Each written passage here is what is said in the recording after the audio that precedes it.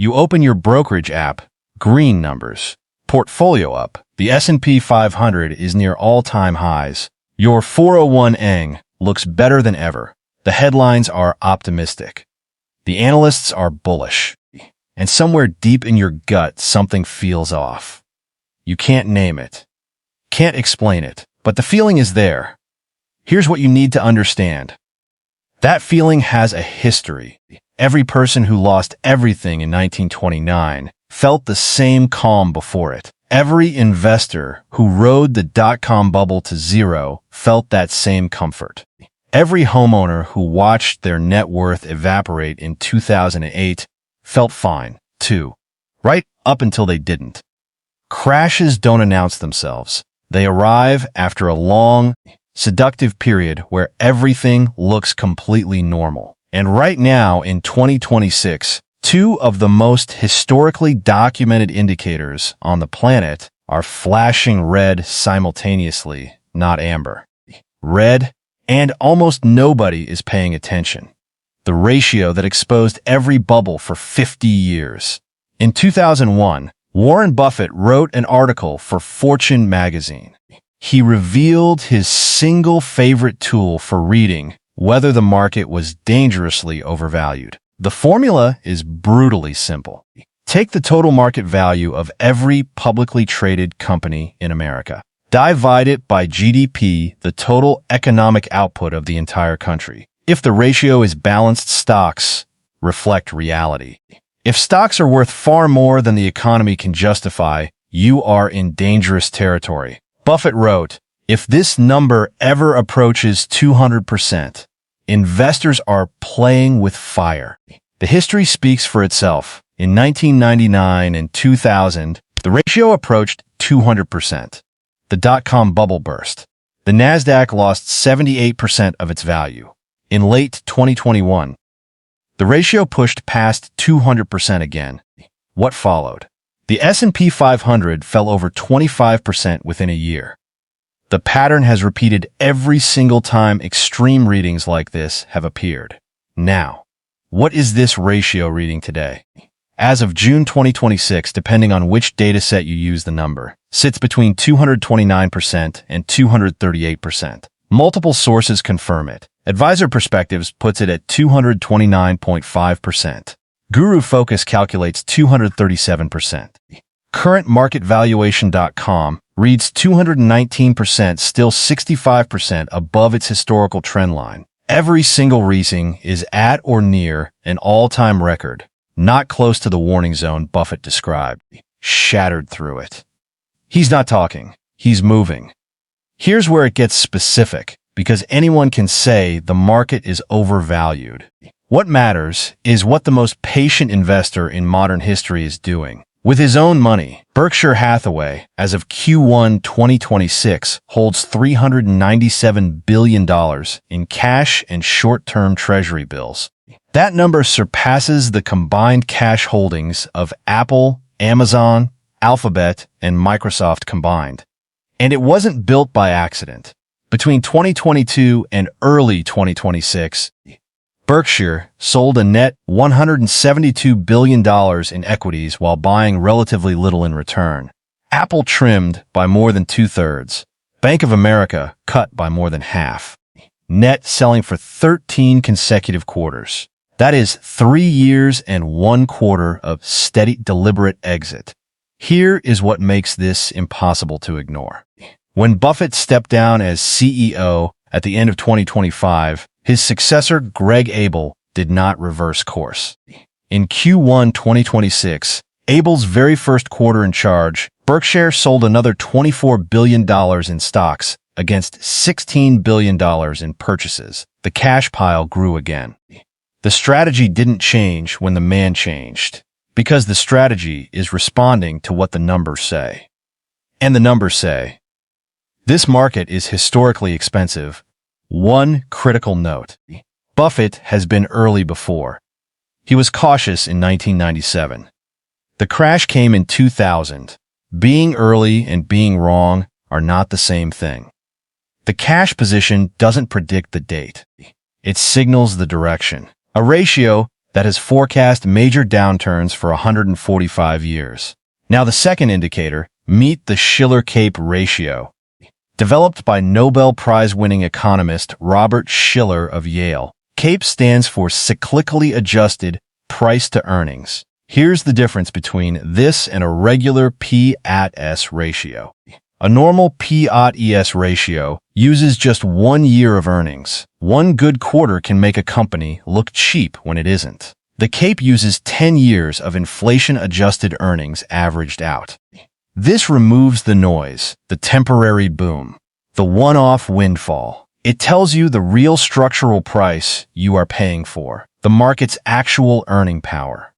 The historical average since 1881, 17.3. The current reading, May 2026, 41.6. That is 140% above the long-run average, the second highest reading in 145 years of recorded data.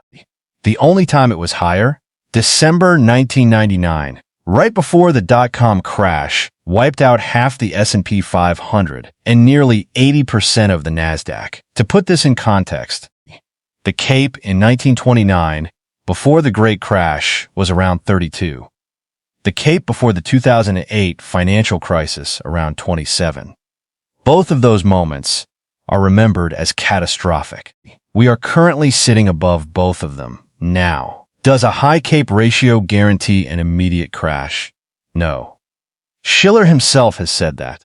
High readings have persisted for years before correcting. But here's what the data does show clearly. Across 145 years of history, every extended period where the CAPE exceeded 35 has eventually been followed by either a significant market correction or a decade of below-average returns. Not sometimes.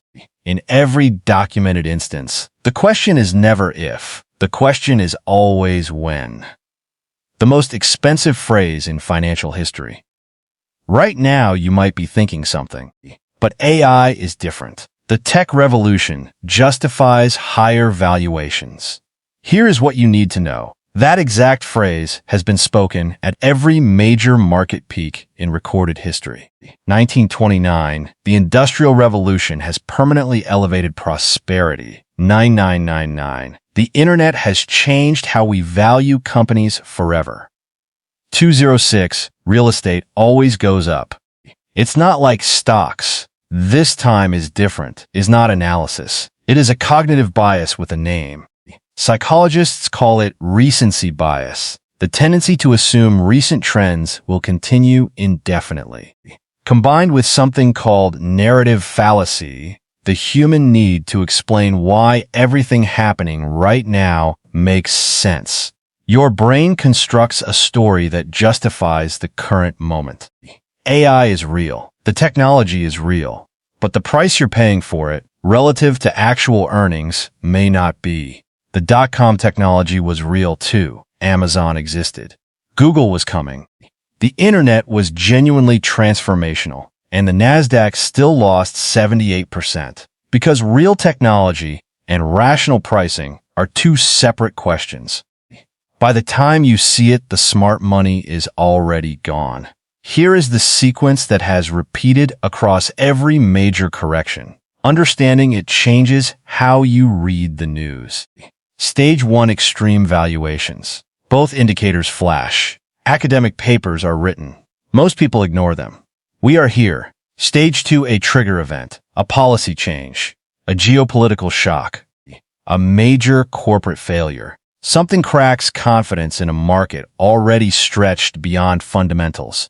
The trigger is rarely predictable. The vulnerability always was. Stage 3, institutional exit. Pension funds, sovereign wealth funds, major hedge funds begin quietly reducing exposure. Quietly. Over weeks or months, you don't see it in the headlines. You see it in the data if you know where to look. Stage 4, retail buying at the peak. This is the painful part. While institutions exit, retail investors see prices still high and interpret every dip as a buying opportunity. They increase exposure near the top. Surveys from 2000 and 2007 showed retail sentiment was most bullish within 3 months of the peak. Stage 5. The exit gets crowded. Selling accelerates. Margin calls force more selling. Algorithmic systems amplify the moves in both directions. Stage 6. Panic. By now the crash is in the headlines, and by now it is mostly over. The ones who read the room in Stage 1 are already positioned. The ones who waited for certainty pay the full price. The goal isn't to predict the crash. The goal is to survive it differently. Let's be direct. Nobody, not Buffett, not Schiller, not any analyst alive, can give you a date. High valuations can persist. The cape was elevated in 1996. The correction came in 2000. 4 more years of gains happened in between. Getting out too early has its own cost. So what is the rational response? Not panic, not paralysis. Positioning. Here's what the data suggests historically intelligent investors do when both indicators simultaneously reach extreme territory. First, rebalance toward your target allocation. If your portfolio drifted to 90% equities during the bull run, the math has silently increased your risk exposure. Rebalancing is not market timing. It is risk management. Second, hold genuine liquidity. Berkshire's $397 billion isn't earning exceptional returns in treasury bills. It is buying optionality, the ability to deploy capital aggressively when assets are priced at fear, not euphoria. Cash in a correction is not a failure. It is ammunition. Third, examine concentration risk. The S&P 500's top 10 companies currently represent approximately 35% of the entire index. If those 10 companies correct sharply, the index follows. Historical diversification into international markets, real assets, and fixed income has reduced that specific risk. Fourth, protect income. Because market crashes do not stay inside brokerage accounts. Companies cut costs. Hiring freezes. Layoffs follow consumer confidence downturns. The most protected person in a correction has multiple income streams, minimal consumer debt, and 3 to 6 months of liquid expenses. You now know what most people won't know until it's too late. Let's bring this back to where you started. You open the app. Green numbers. Everything looked fine. Here is what you know now. The Buffett indicator sits between 229% and 238%, depending on the methodology used, a level never recorded in the indicator's entire history. The Schiller-Cape ratio is at 41.6, the second highest reading in 145 years, exceeded only by December 1999. Berkshire Hathaway holds $397 billion in cash, more than the GDP of South Africa, built through 13 consecutive quarters of net stock selling, and that selling continued under the new CEO. None of this is rumor. Every number here is publicly reported and verifiable. Now, does this mean a crash is happening tomorrow? No. Does it mean valuations are historically extreme and the risk-reward of being fully invested has shifted significantly? The data says yes. The wealthy don't fear market downturns. They fear being unprepared for them. There is a difference between those two things. One is an emotion. The other is a strategy. The warning has been documented in public data for months. Now you've seen it. What you do next, that's the only variable still in your control.